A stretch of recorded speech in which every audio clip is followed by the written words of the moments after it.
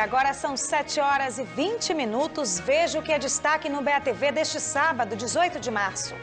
Mais de 100 famílias estão desabrigadas depois de serem surpreendidas durante a madrugada e terem os barracos demolidos. Se não sair, a gente vai tirar a força. Os cuidados para não deixar o peixe calórico e aproveitar todos os nutrientes desse alimento. Para uma receita ficar saborosa e nutritiva, um detalhe é fundamental: controlar os excessos. Para melhorar a comunicação com pessoas surdas, muita gente tem buscado aprender a língua brasileira de sinais. Bom dia, boa tarde. Agora no BATV.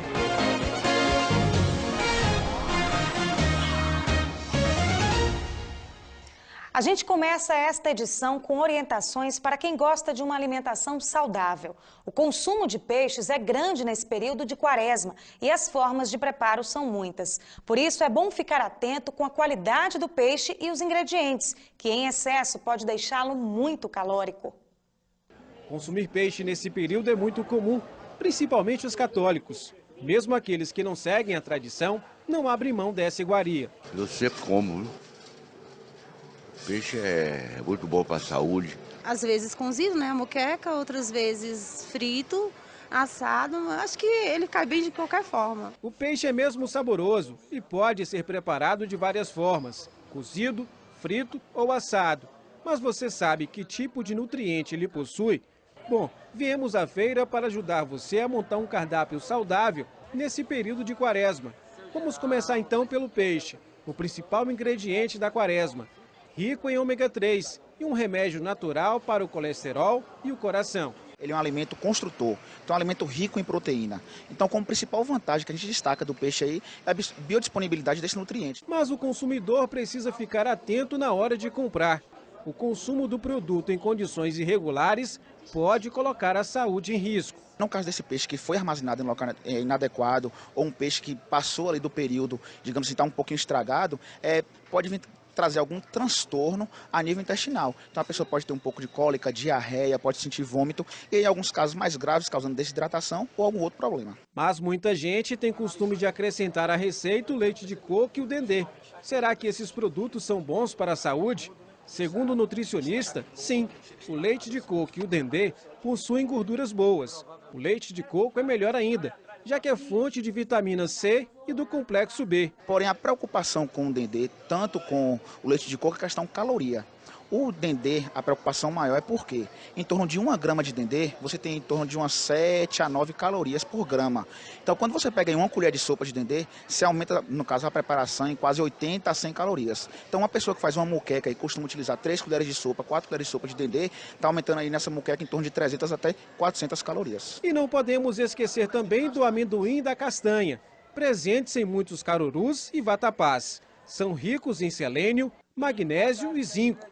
São fonte de gordura natural, protegem o coração e são anti-inflamatórios. Por ser um alimento fonte de gordura, e fonte de gordura boa, a gente deve ter a preocupação em fazer o consumo, sim, mas principalmente preocupar porque é um alimento muito calórico. Então aí tem que se atentar à quantidade. Para uma receita ficar saborosa e nutritiva, um detalhe é fundamental: controlar os excessos. E nessa hora, um ingrediente chama toda a atenção: o sal. Segundo a Organização Mundial da Saúde, o recomendável é consumir até 2 gramas de sódio por dia, mas muitas pessoas acabam extrapolando na dose. O sal, como qualquer alimento consumido em excesso, faz mal à saúde. O excesso de sal pode causar principalmente restrição hídrica, além da elevação da pressão arterial e aí, como consequência, a gente tem todos os outros fatores. Então, elevação da pressão arterial, problema cardiovascular, então são diversos os problemas.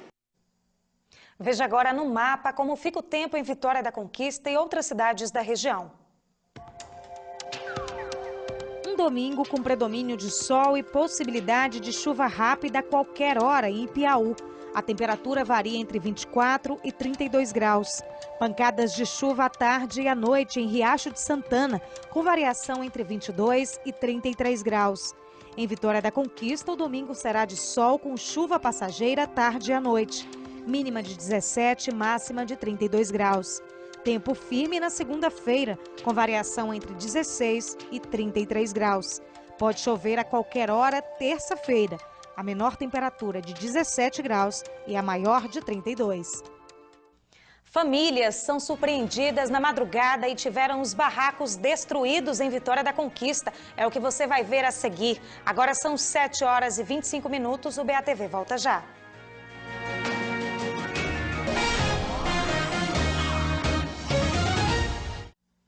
Mais de 100 famílias de Vitória da Conquista estão sem ter para onde ir. Elas ocupavam uma área de preservação ambiental na Serra do Periperi e tiveram os barracos derrubados durante a madrugada numa ação da prefeitura. Mulheres com crianças no colo, famílias desesperadas. Essa é a situação de quem teve o barraco derrubado na Serra do Periperi. Dentro de casa, eu com minha filha grávida, eu tô grávida com minha filha, não teve pena da gente. Assim, se não sair, a gente vai tirar a força. Todo mundo saiu, todo mundo com criança aqui, 4 horas da manhã, 4 horas, dizendo que tinha mandado um papel pra gente. Não chegaram papel pra gente nenhum aqui. No local estão cerca de 125 famílias que não têm onde morar e passaram a ocupar o terreno há 8 meses. Com 4 filhos, entre eles um bebê de 4 meses, Patrícia não sabe o que vai fazer da vida. Perdeu tudo o que tinha. Não sei como é que eu vou fazer, estou na rua, não tenho um alimento para meus filhos comer, não, minhas coisas estão tudo jogadas, eu não sei o que eu vou fazer, tenho que tomar alguma providência, porque na rua eu não posso ficar com meus 4 filhos. Como a demolição aconteceu durante a madrugada, por volta das 4 da manhã, os moradores não tiveram condições de retirar os móveis dos barracões. Alguns ainda conseguiram separar os móveis, mas muita coisa está debaixo dos escombros. O único barracão que ficou de pé é aquele ali ao fundo, que pertence à família de seu Lorivaldo Conceição. Seu Lorivaldo, na hora a família se recusou a sair, como é que foi? Na hora que eles chegaram com a máquina aí, a gente estava dormindo e com susto nós acordou, né? Quando nós saímos lá de fora, ele já estava com as máquinas encostadas e aí nós não saímos dentro de casa porque as crianças, né, estavam dormindo também, todo mundo acordou com susto do barulho da queda dos outros barracos e nós recusou a sair. Quem conseguiu salvar alguma coisa já está levando para outros locais. Mas quem não tem para onde ir, diz que pretende continuar por aqui e recomeçar. Ou eles tomam providência de dar outro lugar para a gente morar, ou a gente vai continuar aqui. Que situação difícil. Nós perguntamos à prefeitura para onde essas pessoas seriam levadas e a assessoria de comunicação disse que a resposta só será dada na segunda-feira. A prefeitura informou ainda que as casas foram construídas numa área pública que é protegida por lei e que pertence ao município e que as equipes vão continuar desocupando essas áreas. Os moradores de Luiz Eduardo Magalhães, no oeste do estado, enfrentam diariamente o perigo de atravessar a BR-242, que passa pela cidade. Mas a situação piorou com a obra de duplicação da BR, que começou há 5 anos. Isso mesmo, 5 anos. E até agora não foram colocadas a sinalização e a iluminação no trecho urbano da rodovia. Para quem precisa passar pelo local, o medo é constante. A caminhada até o trabalho é difícil. Mas para o professor de jiu-jitsu Flávio Vidal, cada passo desse é uma superação. Vidal é mais uma vítima dos vários acidentes que acontecem no trecho urbano da BR-242 em Luiz Eduardo Magalhães. Em setembro de 2015, após uma tentativa de ultrapassagem, ele bateu a moto que pilotava numa caçamba e teve braço e perna amputados. O motorista do caminhão fugiu. Tive um acidente na BR, em frente ao Parque da Galvânia, na ida para Barreiras. Eu não posso ir no centro. Se não for de carro, eu não posso ir caminhando, porque não tem uma passarela, não tem uma forma de eu passar para o outro lado. A duplicação do trecho urbano da BR-242 em Luiz Eduardo Magalhães começou a ser feita no fim de 2012, mas até agora não ficou pronta. E lá se vão quase 5 anos. É terrível. Primeiro em relação aos pedestres, porque assim, o fluxo é muito rápido. Então, por exemplo, para eu parar para um pedestre fica super complicado, que aí eu atrapalho todo mundo. Ainda falta muita coisa. Na pista não tem passagem para os pedestres. As passarelas antigas foram retiradas em 2014 e nenhuma faixa foi pintada. Em agosto de 2015, o DENIT improvisou redutores de velocidade com quebra-molas. Muitos já estão desgastados. Radares só nesse ponto em frente à rodoviária. A situação piora e muito à noite. Não dá para enxergar quase nada. Se colocasse uma iluminação pública, mais semáforo, eu acho, assim, entendeu? Mais radar, no caso, né? A falta de iluminação é um problema que vem se arrastando desde o início da obra. São 8 quilômetros de escuridão. Marcelo é mototaxista. Perdeu as contas de quantos acidentes já presenciou. Muito perigoso à noite. tem que ter muita calma de atravessar. Muitos carros em alta velocidade, né? Isso, muitos carros em alta velocidade. Sempre tem alguns imprudentes, né, que não respeitam a sinalização, então é complicado. Se para os motoristas que passam pela BR-242 já é difícil nessa escuridão, imagine então para os pedestres. Você que está aí de casa só consegue me enxergar por causa da luz da nossa câmera que está acesa. Mas quando ela se apaga, essa é a realidade de quem está aqui. E é mais difícil ainda para quem vai atravessar a BR. É como caminhar no meio do breu. A gente fica passando dificuldade até de atravessar de uma rua para outra. Além de não ter uma passarela, a escuridão nos prejudica, né? A gente fica correndo risco de vida. O orçamento da obra está no site do Ministério do Planejamento. O investimento é de mais de 63 milhões de reais em 8 quilômetros de rodovia. Os recursos são da segunda etapa do Programa de Aceleração do Crescimento, o PAC 2. Mas a previsão para a conclusão do serviço, ninguém diz. A Secretaria de Infraestrutura do Estado disse que a iluminação pública do trecho urbano da BR-242 em Luiz Eduardo Magalhães é de responsabilidade do município. Já a Prefeitura de Luiz Eduardo Magalhães informou que já está tratando da estruturação do projeto de iluminação com a Coelba, mas não foi dado nenhum prazo para concluir o serviço. Em instantes, curso de Libras oferecido pelo SESC de Vitória da Conquista tem ajudado muita gente a se comunicar melhor com as pessoas surdas. Agora são 7h33. A gente volta já já.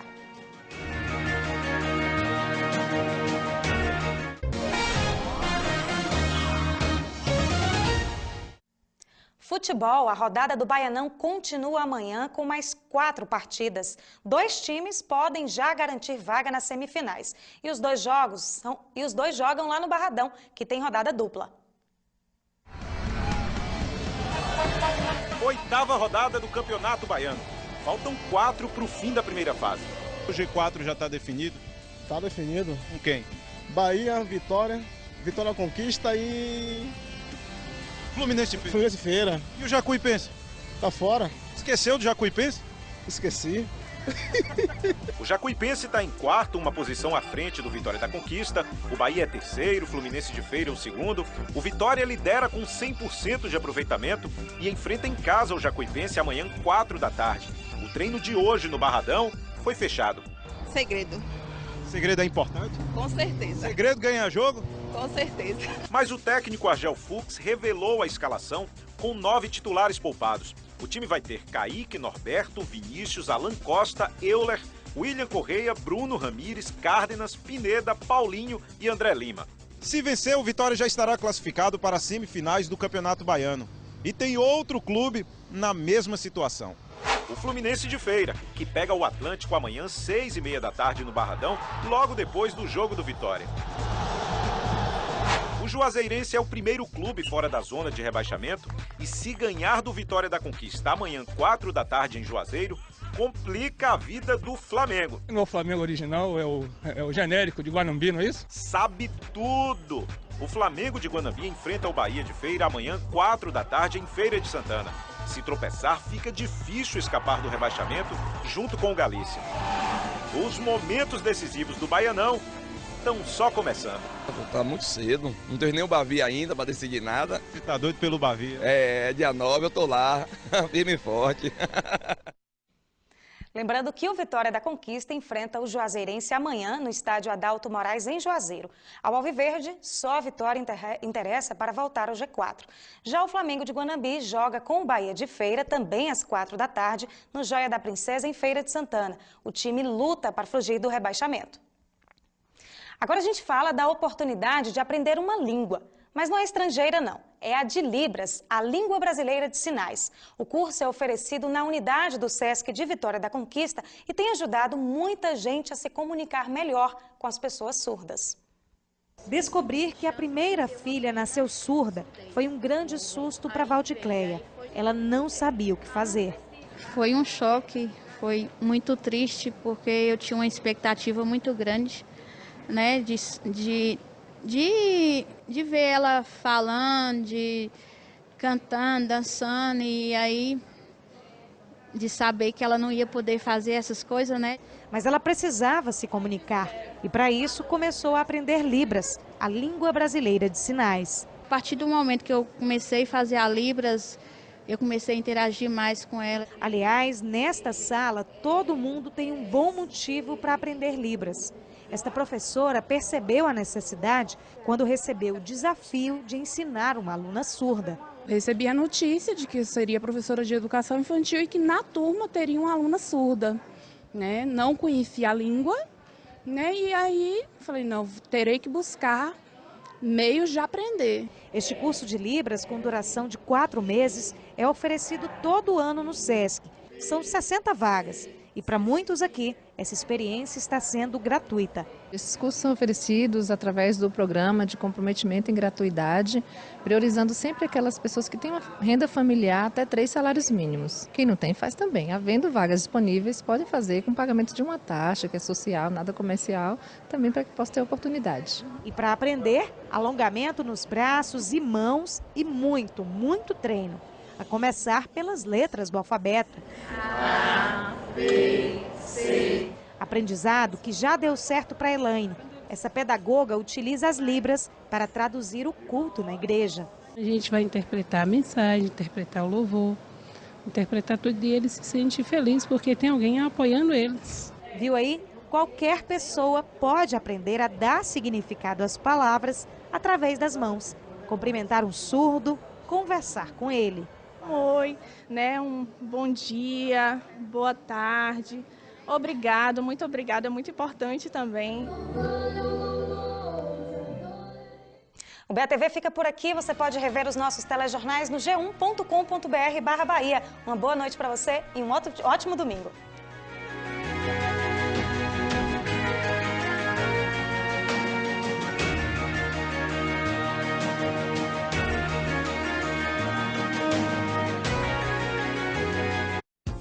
BATV, oferecimento